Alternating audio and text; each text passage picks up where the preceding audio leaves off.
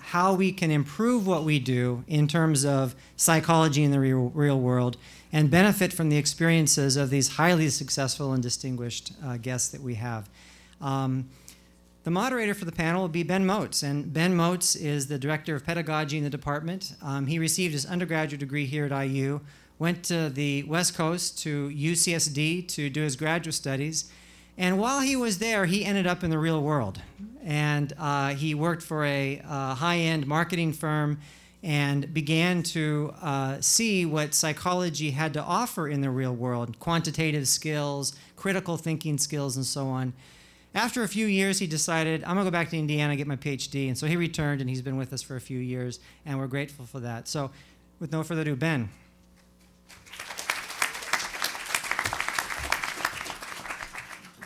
Thank you so much for coming, and it's such a pleasure to be here and to participate in the celebration in this way.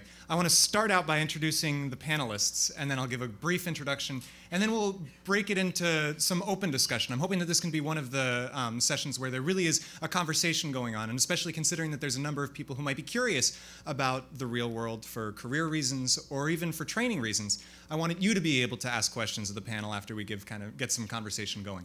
So first off, let me introduce Pete Yonkman, or maybe it would be better if I went in order. So let's start at the far end with Dave Pfenninger. So Dave Pfenninger is an Indiana native who graduated from IU in 1983 with majors in psychology and sociology. He was awarded his master's and doctorate degrees in clinical psychology from Miami of Ohio, and then joined the faculty of the IU School of Medicine, where he taught, published, and was active in numerous clinics as a diagnostician, a psychotherapist, and an administrator. He left IU in the late 90s and began forming companies as an entrepreneur, including the first online psychological assessment platform, Performance Assessment Network. His patents and his technology team were the impetus for a web revolution in testing in recent years. And for this firm, he received the Ernst & Young Entrepreneur of the Year Award in 2005. He also founded Bubble Up, which is a digital media and marketing firm, and has played a major role in a half-dozen other technology firms. Pfenninger has been a member of the IU advisory boards, including IU PBS and also informatics and computing.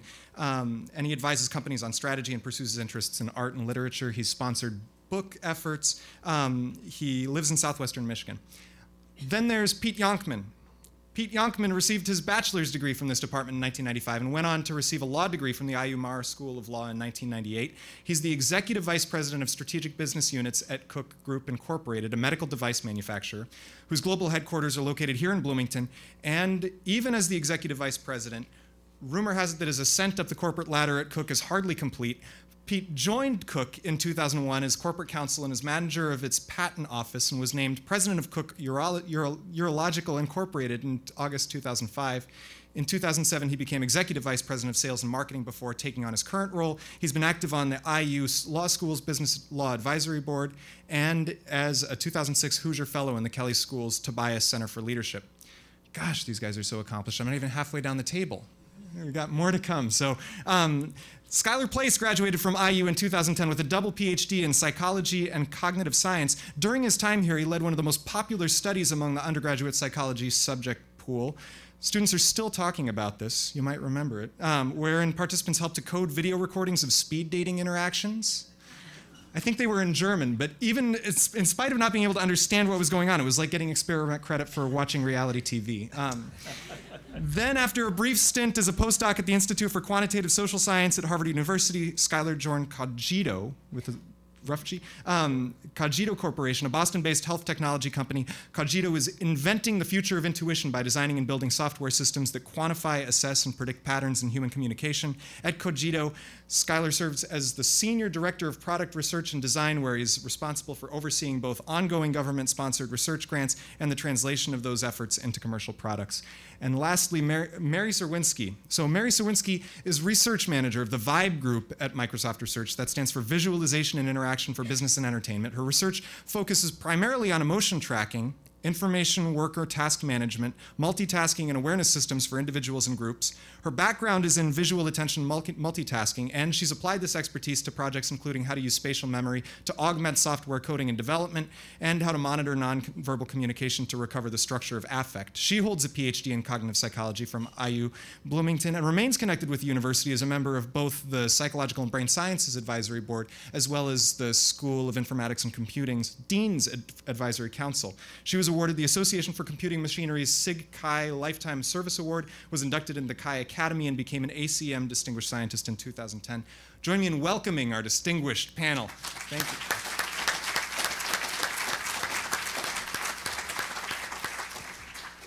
So it's been 30 years since a pretty seminal publication came out in Evolved Journal's The Teaching of Psychology that's kind of made a big splash because it demonstrated through empirical evidence that the majority of our undergraduates who are graduating with a degree in psychology do not pursue a career in what might be considered to be the traditional boundaries of psychology, whether it's just mental health services or research psychology.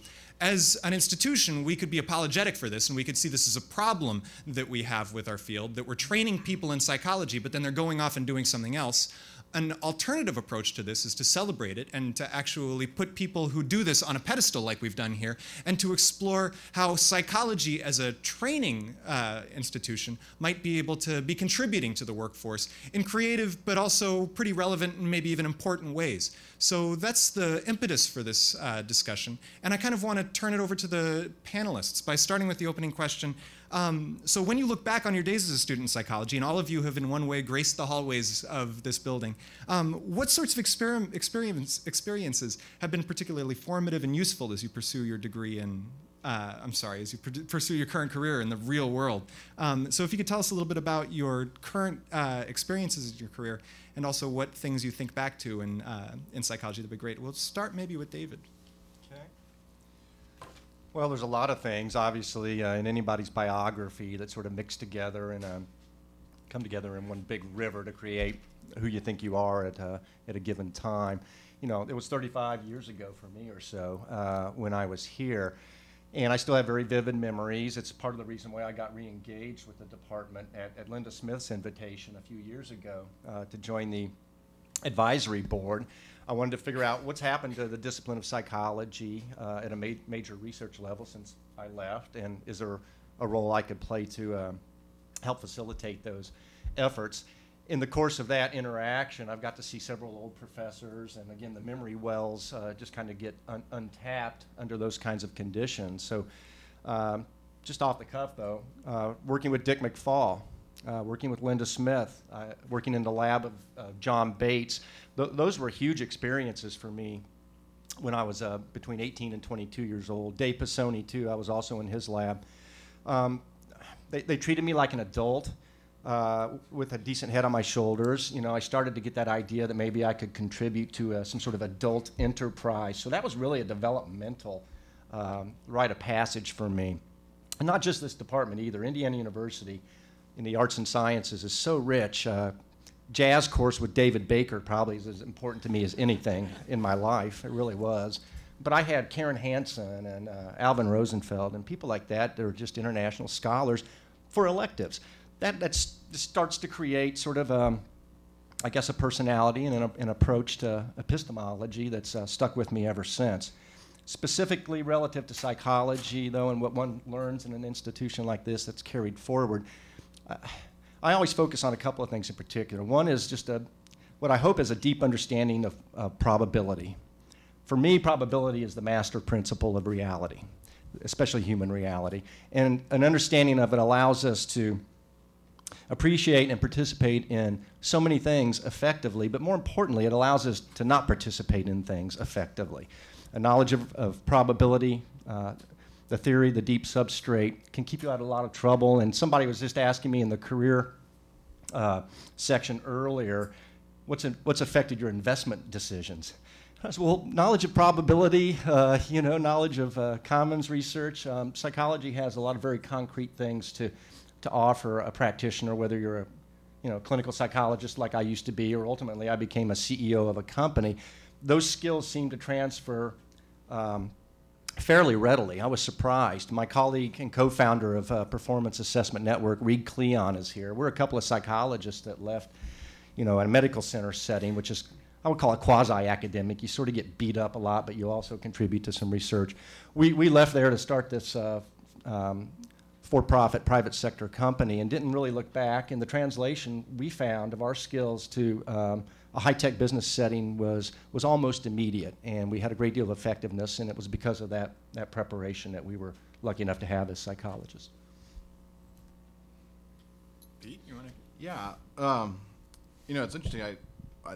These folks here have a lot more extensive training in the specific field of psychology than I do.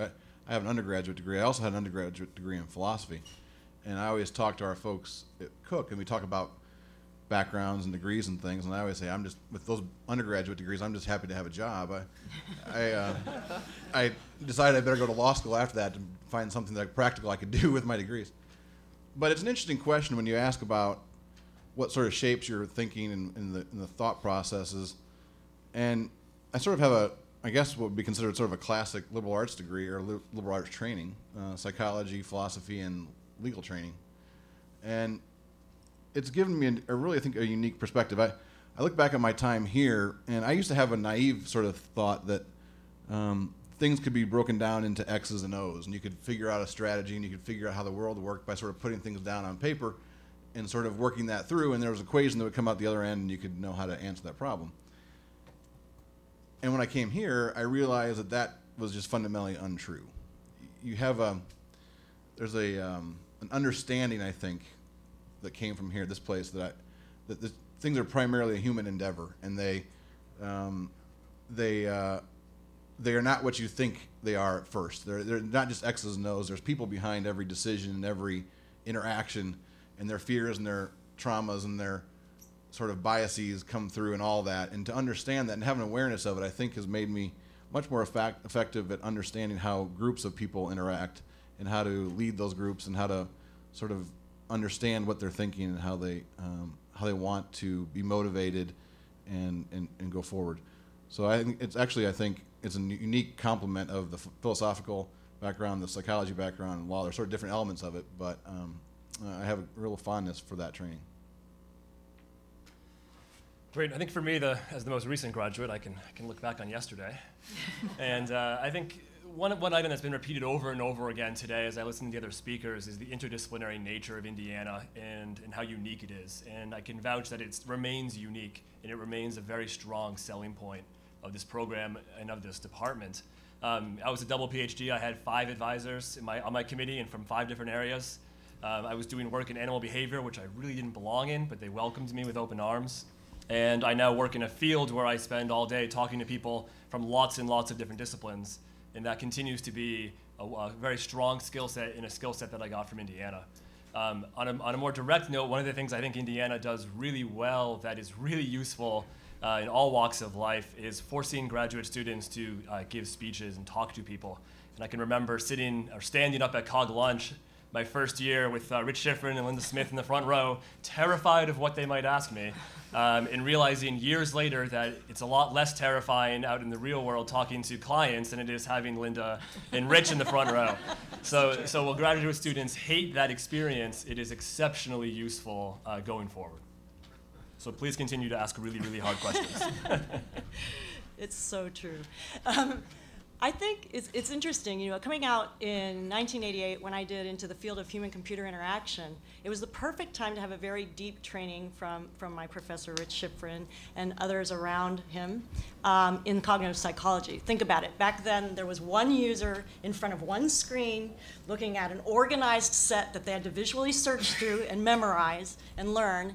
And everything I learned here in cognitive psychology was very, very relevant to my job back then for many years and allowed me to be very successful because of that deep training.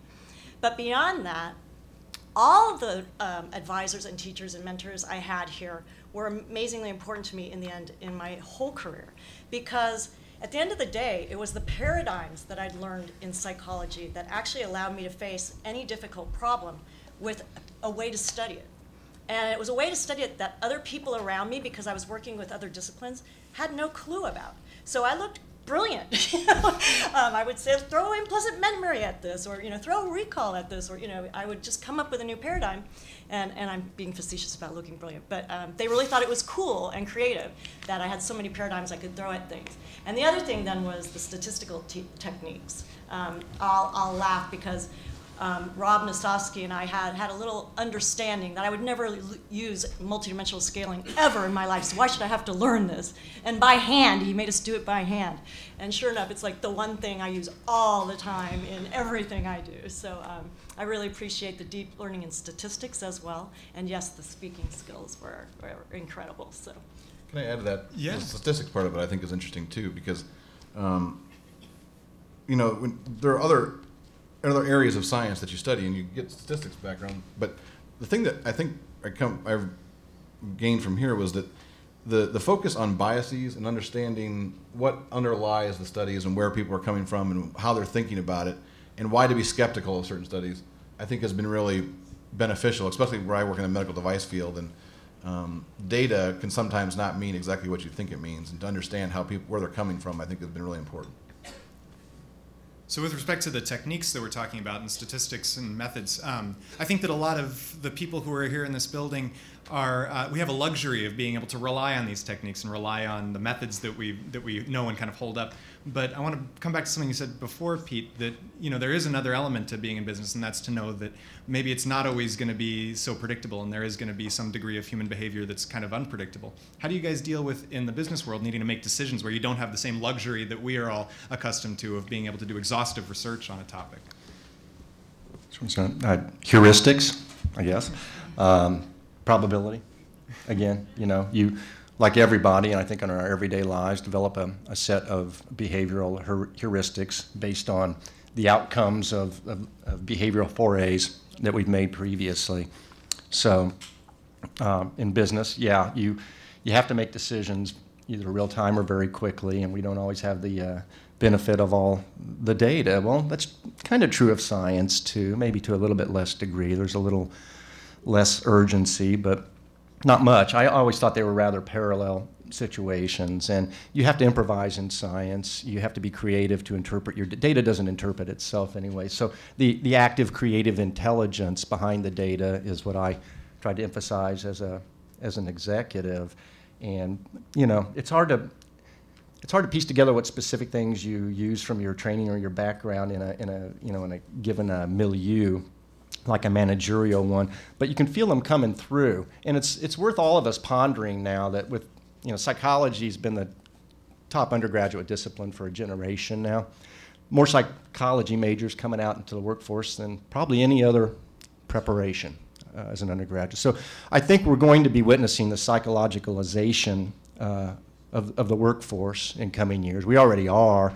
And you look at the hot businesses, what are they, It's Twitter, right? I mean, it's Google. These things have social dynamism built into them. That's what they are. It's not an artifact or a side effect. So I think we'll increasingly see the value of psychology recognized at every level, but most importantly at the implicit level, where it's just invisible, where things have changed in a fundamental paradigm shift because of raw numbers and demographics. People like psychology, and they go into all kinds of different careers. But you still have a little psychology in you, don't you? You do. That's why you're successful. So he's going to change what he does by virtue of his psychology training, even though he's an attorney. I think that's probably one of the most important long-term work trends we're going to be facing in the next 25 to 50 years as this wetware revolution happens and we see psychology graduates in every possible walk of life. I have a different answer. We use crowdsourcing and Mechanical Turk to get things really, really fast when we need them. So now you can ask questions and do experiments. We just replicated the Russell 1980 experiment in 2 days, with lots of people, and actually replicated it, so that's a good thing. But yeah, crowdsourcing and Mechanical Turk are completely changing the way we do our experiments now. And there are many, downsides to that, many things you have to be careful about to get high quality results out. You have to have trick questions in there. You have to throw out people that don't answer them correctly. You have to look at how long they're answering your question, because if it's too fast, then they're probably not really thinking about it. But I found In fact, I was talking to an Amazon Turk guy, and he was telling me that if you look at the United States Turkers, there are about 60% stay-at-home mothers that have bachelor's degrees and just trying to make some money. So I found the quality of the results to be quite high. So that's the way I get results really, really quickly these days. Another strategy that I find really useful is something you learn very early in graduate school, which is knowing what you don't know and understanding the assumptions of the data that you're working with, so that when you are forced to make decisions in real time or with very limited information, you know what you're building it on, and you understand where the floor is more likely to fall out than other places. And then you can invest your limited scientific resources to help shear up those areas that you need stronger scientific evidence for, whether it's through crowdsourcing, whether it's through going back into the basic science literature, or trying to fund some graduate students to do some work on the side for you. A simple thing that I always think back about, I laugh every now and then because, a simple concept like priming, right? Most people are not aware of that concept and how it works, and especially in a workforce, and people who don't have a background like that. And you see it so frequently where people will frame a discussion and they'll start off with saying this is how the world works or this is what it is, not knowing that they're already priming people to already think that way and to bring up certain concepts. And, you see it when we're trying to come up with a plan, and people will say, well, we asked the people these questions, we asked our customers these questions, and they have already asked the question in a way that's going to demand the answer, If you're aware of that concept, I think it's sort of, in a funny way, you're able to manipulate people a little bit because you're able to understand how to frame the concept and get them to answer in a way that is driving a certain agenda. Now, you can use the dark side of the force or you can use the positive side of the force on that. I always try to use the positive side and not manipulate too much, but it is possible. So psychology clearly has value in business and in the business environment nowadays, increasingly so. I think we should coin the term psychologization, as you said, of business. So I'm curious if the people that you ended up in business with also saw it this way. Is there stigma about the psychology major and how it relates to its applicability in business? And you've got like Alan Kraut sitting here. You tell him if there's some public, public opinion that needs to be changed about psychology. At Microsoft, I was the first psychologist we hired in research about 16, 17 years ago. And we now have many, many, many psychologists. And it's because it's recognized now very clearly that technology is a human enterprise. I think you said that. And it's not about the machines. It's not about the algorithms. It's actually about how people use it and enjoy it. And so psychology is now seen as something, all the social scientists, not just psychology, are seen as really fundamentally elemental to a multidisciplinary team that designs technology. Yeah, I think leading from what was talked about earlier today, while I view psychology as essential in business, the term psychologist I don't see being used very often. I almost never refer to myself as a psychologist, mainly because people think I'm either a clinician or some sort of medical doctor, and then they're always disappointed.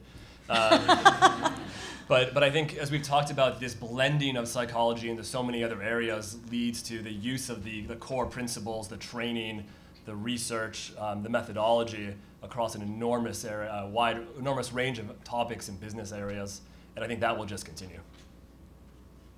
There's the addition of the term brain sciences, I think, is actually a really nice addition. From my perspective, I think people, when they hear about psychology, think of clinical psychology in that way, and they don't understand the sort of underpinnings of what it means.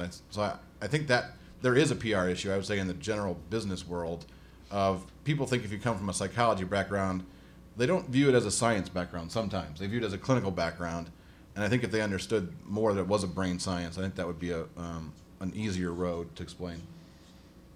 Everybody loves psychology until you're staring at one right in front of you. And like Dick said, you're reading my mind, aren't you? You get those sorts of, old pat responses. But in reality, people are fascinated by it, and for good reason. What is management? It is psychology. It is managing the behavior and the contingencies of large groups of people, sometimes one-on-one, but mostly, through designed systems. So I have found a great deal of receptivity to the products of psychology in my career. In my own case, because I went into the testing industry, being a psychologist was kind of a natural, but a psychologist businessman, two-headed monster was a little bit exotic. But Reed and I surrounded ourselves with business people that could look the part, speak the part, and eventually it sort of rubs off on you. I never used to wear ties, for example.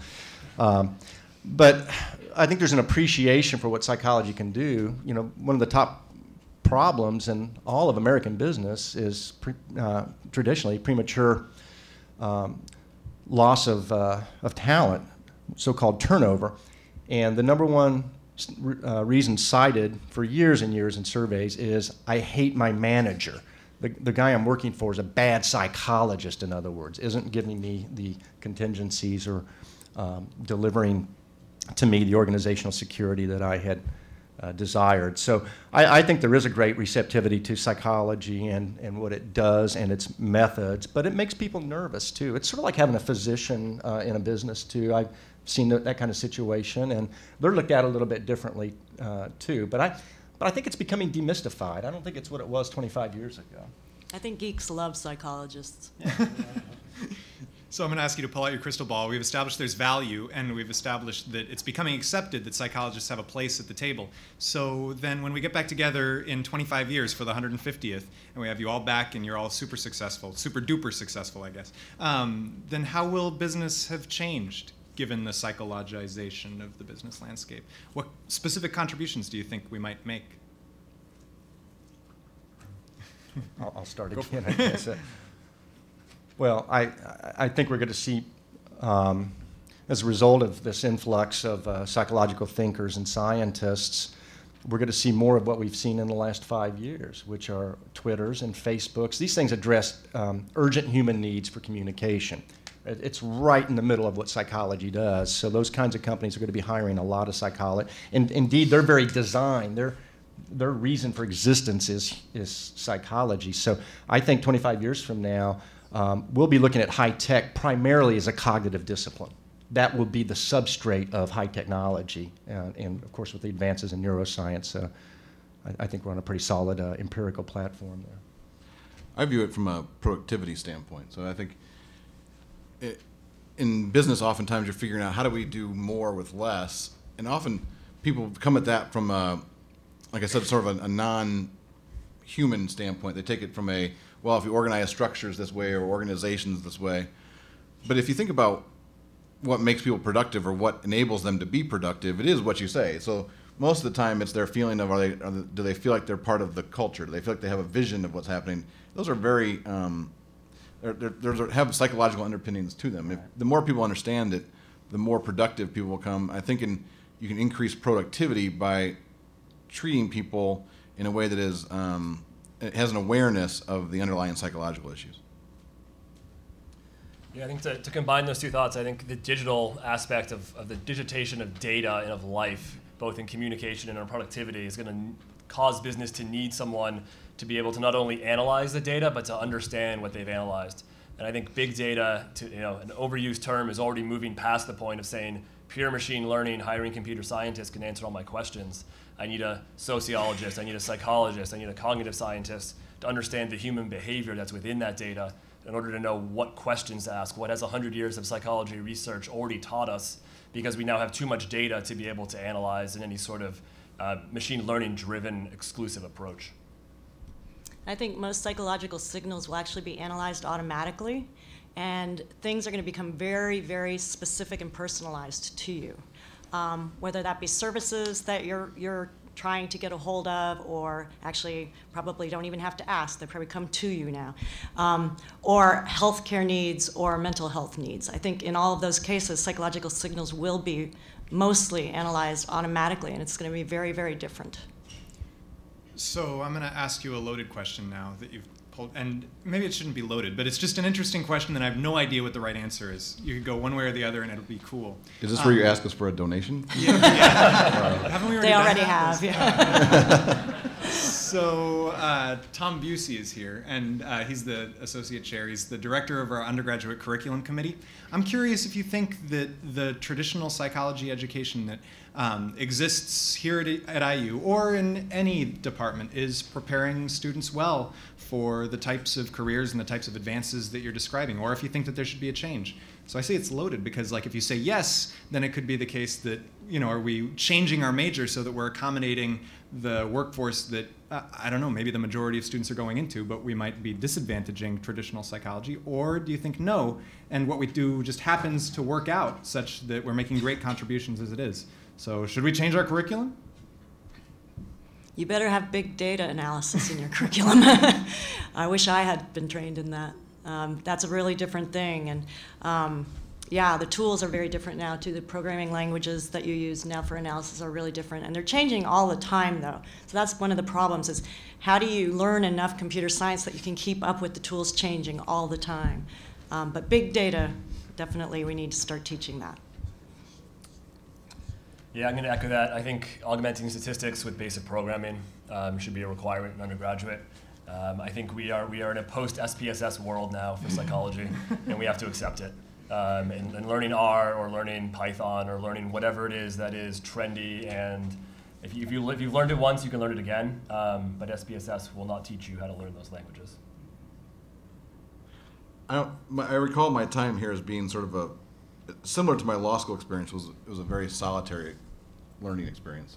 That may have changed over the years. I can't speak to that.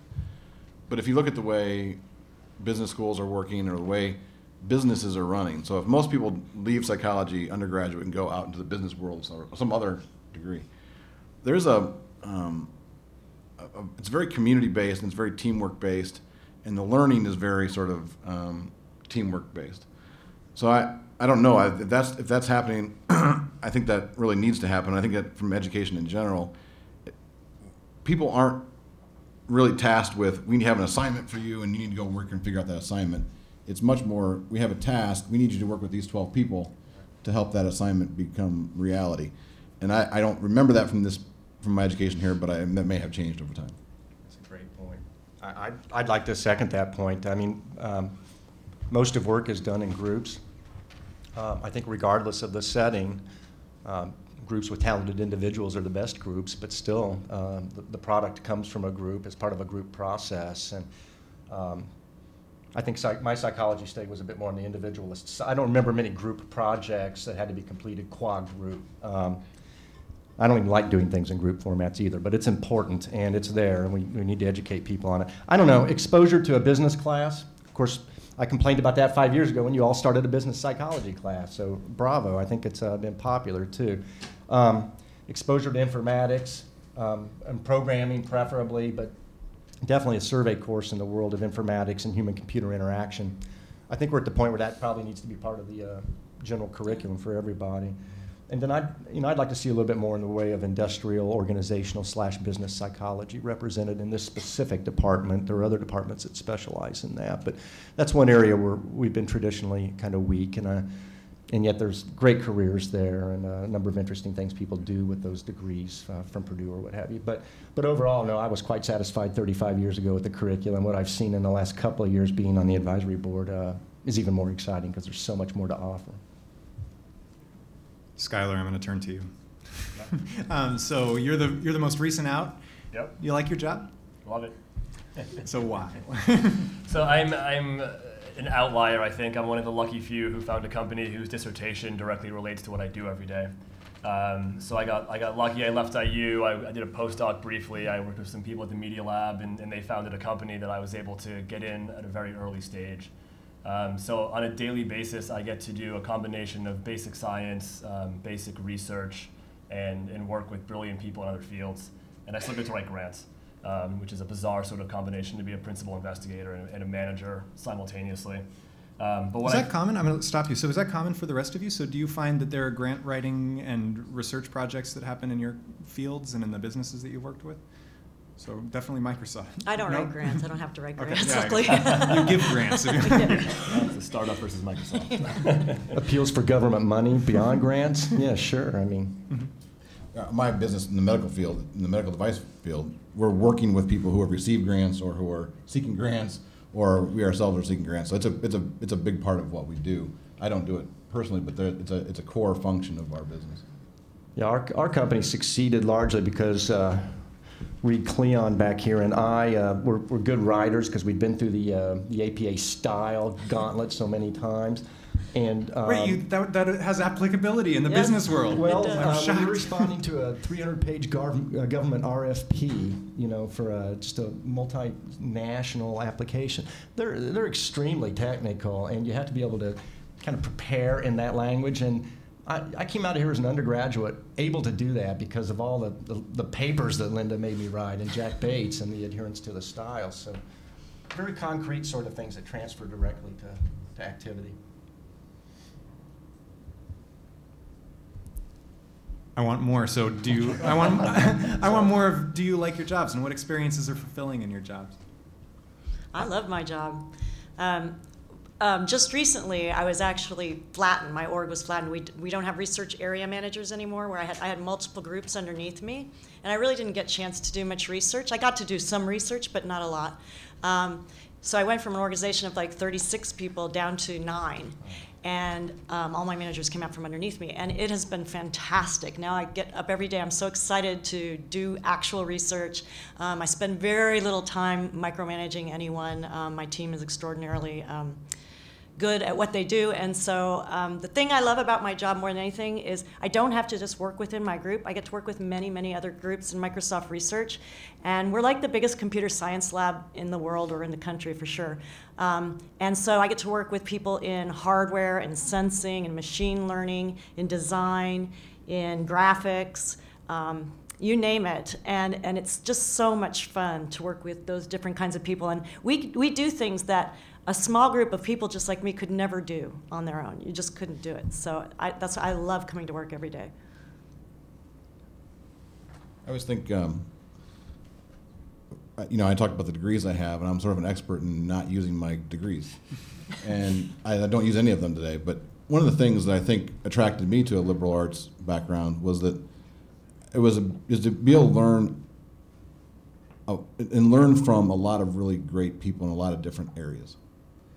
And you can pull from each one of those experiences. You learn something along the way, and I think that's sort of I'm really fortunate to have that in the business I work in now. We cover 42 different areas of medicine. And I'm able to see across all these different areas of medicine and learn from that experience.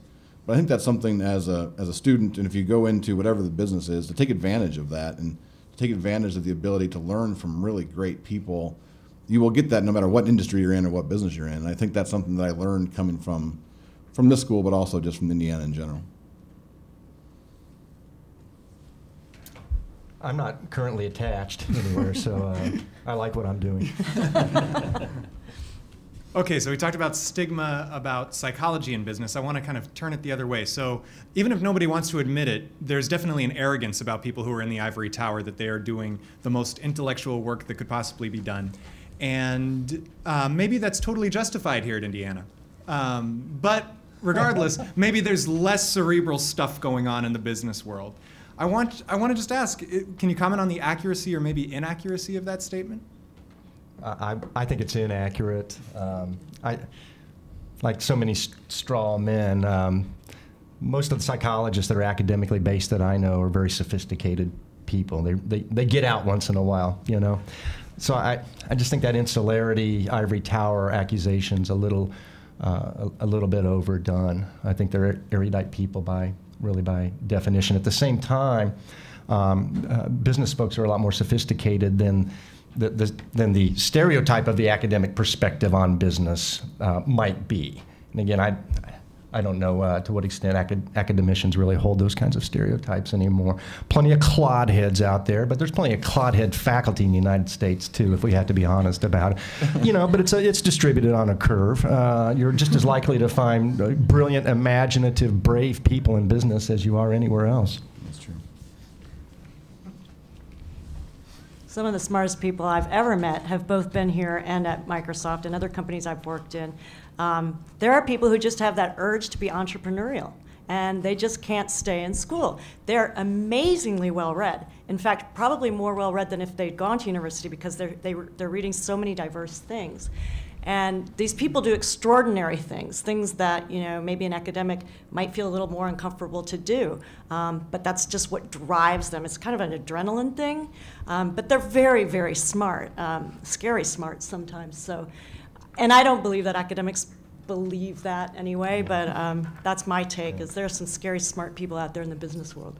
I'll throw not an opposite view of that, but just a wrinkle of that. I also work a lot with the law school, and I think it's a real challenge for university programs to understand there are things that are fascinating to the academic community within an organization, and there are things that can drive grants, they can drive funding, they can drive paper publishing, but there's sometimes a disconnect between that, the usefulness of that to the majority of people who are passing through the halls of a department.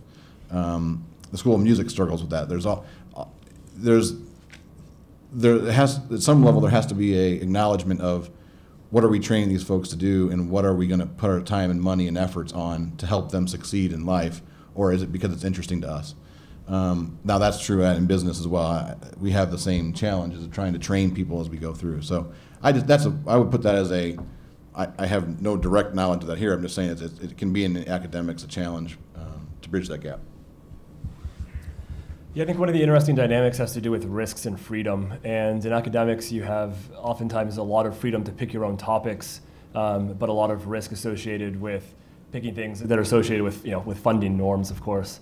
In the business world, you might have fewer options in terms of the freedoms to pick the topics, but the risks are a lot different because the upsides are so different. So you end up with creativity being expressed in very different ways, where you can have individuals who spend their entire career focusing on one topic and making enormous strides in it, versus the entrepreneurial spirit where people can kind of punch out a couple of amazing, innovative ideas in different, diverse areas and have a wider range of impact, not better or worse, just a different sort of impact in society.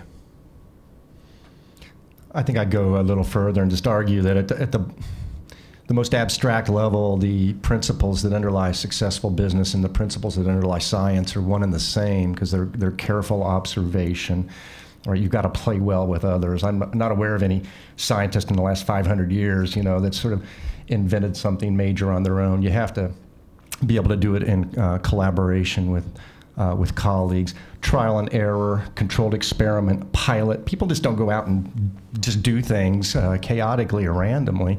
You do it according to the principles of intellectual discovery. It doesn't go all the way to the statistical analysis all the time, but we're all in businesses where it does go all the way to statistical analysis much of the time. So maybe I'm wrong about that. I think we get caught up in the politests and the social language systems that are used in these different domains, but the accrual of knowledge, you're not going to be successful in a business unless you have acquired valid knowledge and can then dispense that to people that want to pay for it. So it's very much under the Darwinian pressure of prove it.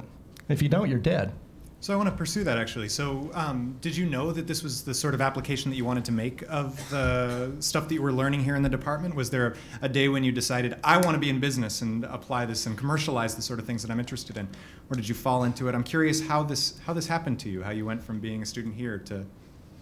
I personally had no interest in business until I was 35 years old, and the federal government shut down, and therefore my money got cut off at IU Med Center, and I had to look for a job. So I'm part of the flotsam and jetsam that got washed up after...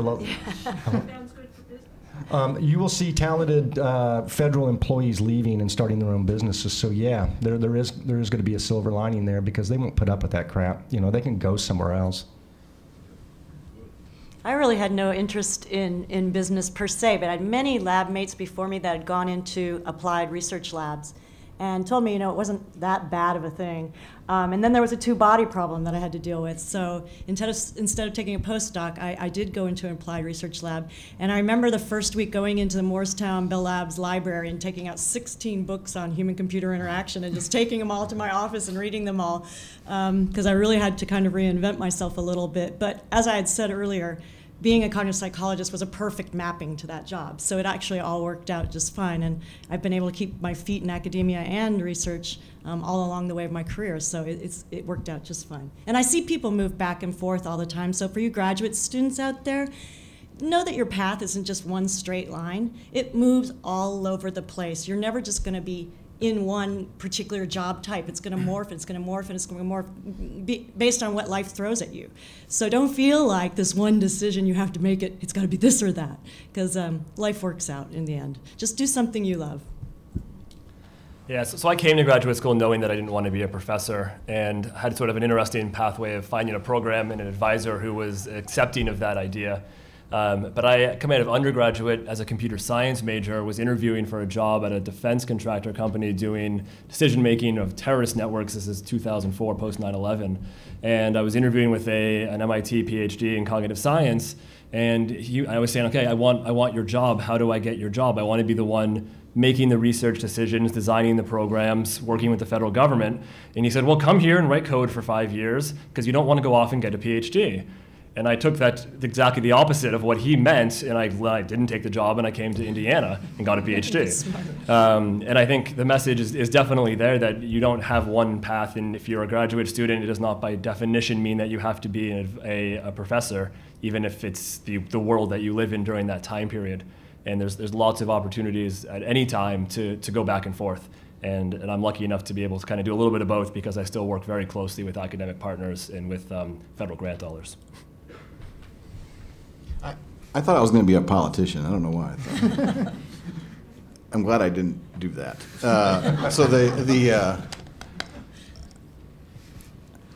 For me, it was never about sort of a conscious decision. It was being shaped by people who I really had a lot of respect for, and sort of following their pathway and their principles and learning from them. I think that's true throughout. So whether you're in university or if you're out in business, you sort of look for people who have a unique view of the world and are doing something that's of value and that you respect. And that shaped my career, I think, much more than any sort of conscious decision. I kind of followed those people, and then that led to wherever it led. In the last 15 minutes, I want to open it up to questions and discussion. So let's turn on one of these mics. Can you bring it back to Bryan? Thank you.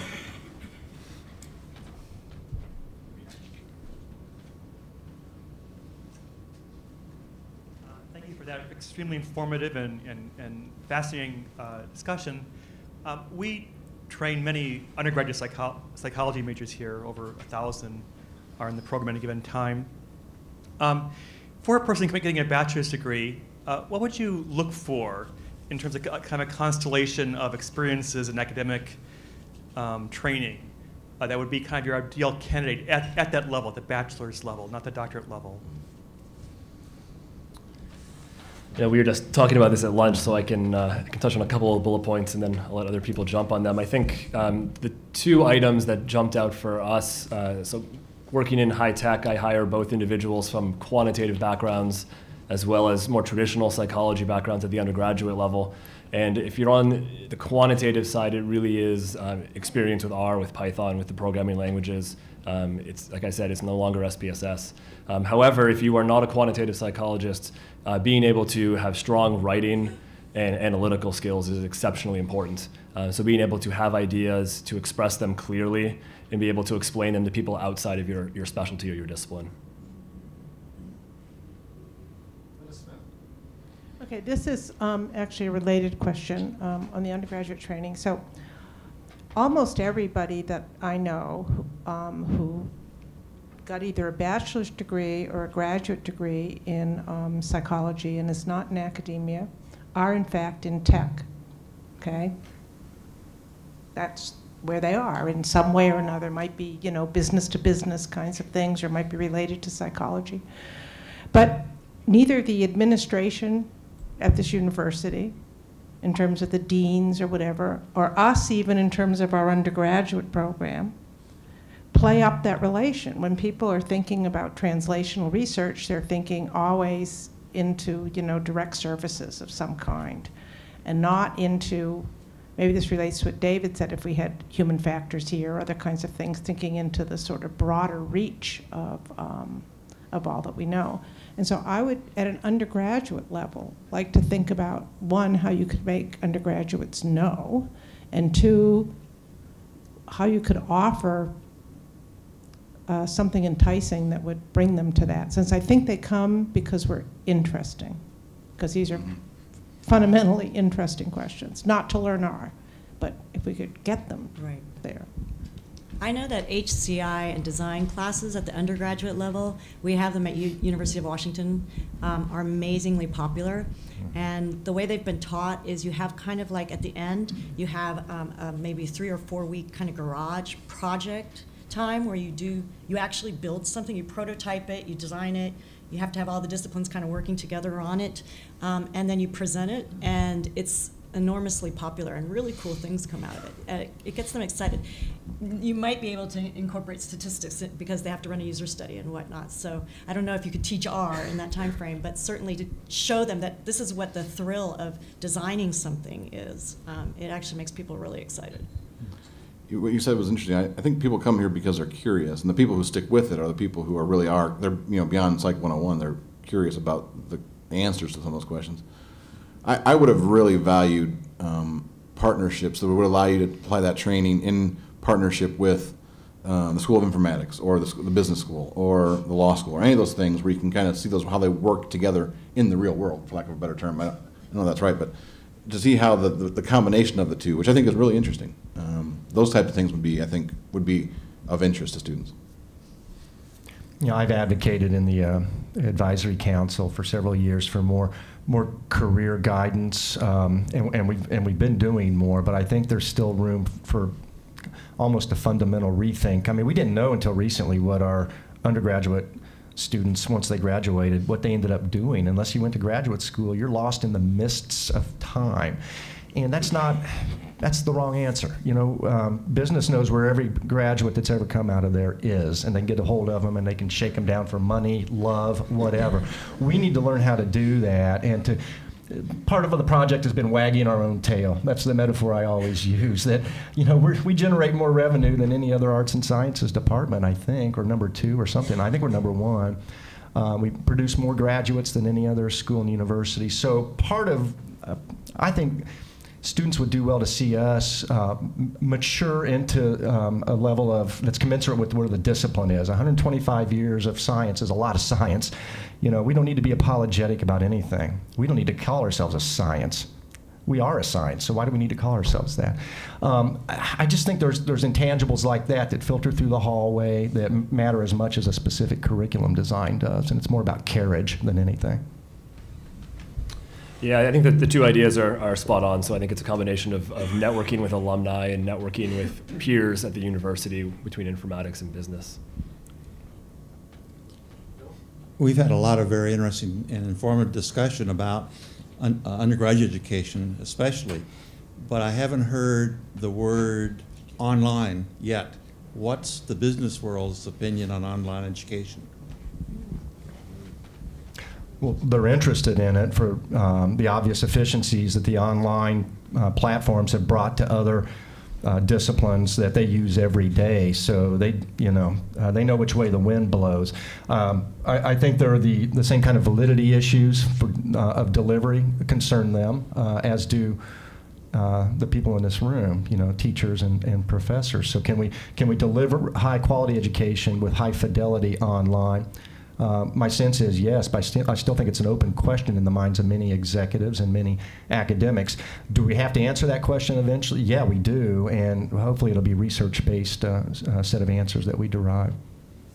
I was just reading an article on MOOCs earlier today, and I think it's still true that less than 10% or fewer than 10% of the students in an online course actually stay the course and finish.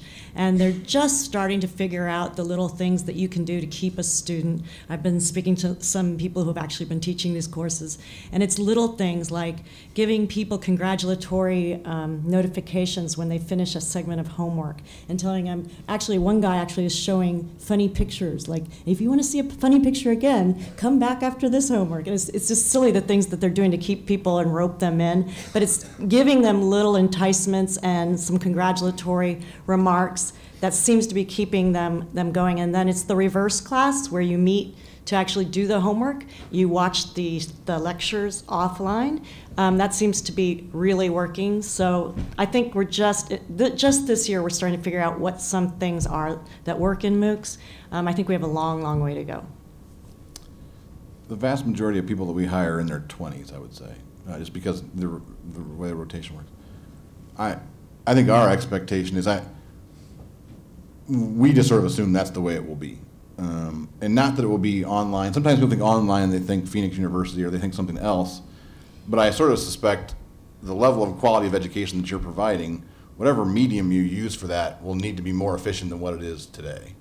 And if that's online or if that's other types of thinking, I don't know what it is. But students coming out with the amount of debt that they have and having spent the amount of time, honestly, that they have, I think as a business matter, we sort of expect that will change over time. And honestly, that's the way we do our business today. So we're a global company. We're virtual in a lot of ways. So the people that we're working with are all over the place. And they're having to be competent to work in those environments and to be comfortable working in that sort of environment. So I just view it sort of as inevitable. I don't know the online necessarily, but it will change the way it happens. Yeah, I think it's going to get there eventually, but I don't think it's in the near future. I think it has a lot of work to be done for online education to be efficient, to be valid.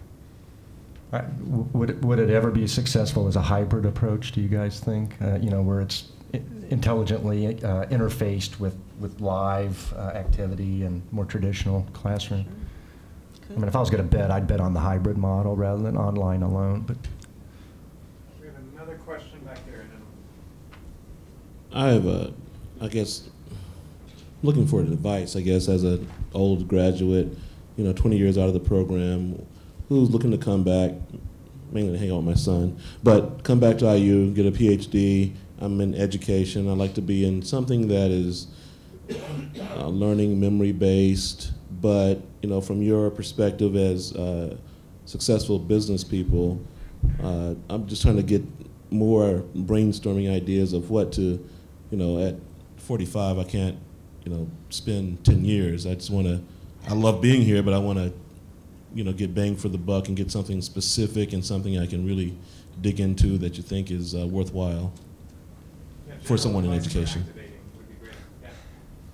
If it was me, I'd go into behavioral economics because I think that's the most important incipient discipline, period.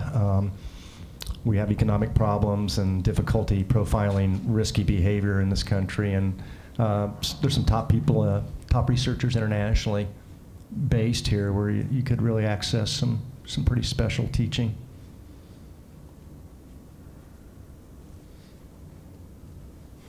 Okay, I hate to keep putting my input on down here, not up there, but I'm really interested in these blended online alternative ways of teaching. And you see these things where the math department now here has these pre-calculus courses where you just sort of do it by problem solving surrounded by tutors. You know what I mean? Which is, so it's not either online or not online. And I mean, I actually think it would be really interesting to hear you guys, and I mean, Microsoft's got to be involved in that, thinking about, MOOC is just this word that's out there right now, but really, that's not the only model, though. Yeah, I mean, that's just it's not the only model. approach. Alternative ways of delivering that go back to either tutorial combined with, I just think they'd be interesting. Linda, you have a number of faculty here. I would venture to bet that most people are using some online medium to deliver some parts of their curriculum, probably everybody. It could be as simple as email or posting quizzes, right, or online linkages to further reading resources. So it's a big universe, and I think your mentioning of the MOOCs is important. That's one model, but we have to understand there's going to be several other models that vary on a continuum of purity versus hybridness, and it's so early, I think, in the delivery of that kind of pedagogy that we just don't know. It's about the tool, right tool for the right subject. I can't imagine getting a PhD online. I don't think that's going to be, but I also can't imagine a student sitting, I'll give my son, for example, 6. When he was in preschool, they had these boards where you could connect letters to the ends of words. It was like this little golf tee with the string that would connect to the rest of the word, and the students would do that. And then he went to school, and they gave him access to a computer program that did that 1,000 times a day. And I don't see how anybody's going to be able to argue that the golf tee and the yarn is going to be as effective as teaching when you can repeat it so fast and you can make it engaging and it can be entertaining for students. I think it's the type of learning is going to have to fit the tool. But I think people have to always be willing to say, is this the right method? Is in-person lecture format the right format? Is it online? Is it an automated program? I think this had to be open to all that discussion. I mean, I think the reason I'm talking about MOOCs in particular is because there isn't a person in my group right now that doesn't train online via MOOC, including myself. I took an art class. So I think it's becoming very prevalent. I'm sure almost everyone at Microsoft takes courses online now, and we kind of know by talking to each other which ones are the good ones, so we pass that around. And they're very popular, the good ones, right? Getting millions and millions of hits. So it's very early just to know what the right combination is going to be and what's going to be effective using those tools. But I can tell you that they're essential now already. Yeah, I think it'll be interesting to see. I know both of us were talking earlier, we work in a world of trying to automate human behavior. And can you automate teaching in ways where you can have individualized learning patterns, or computers interacting with special needs, or children with Asperger's disorders, and trying to figure out, can we have ways of learning in education that takes advantage of what we are learning in the sciences about these different behavioral disorders. One last question.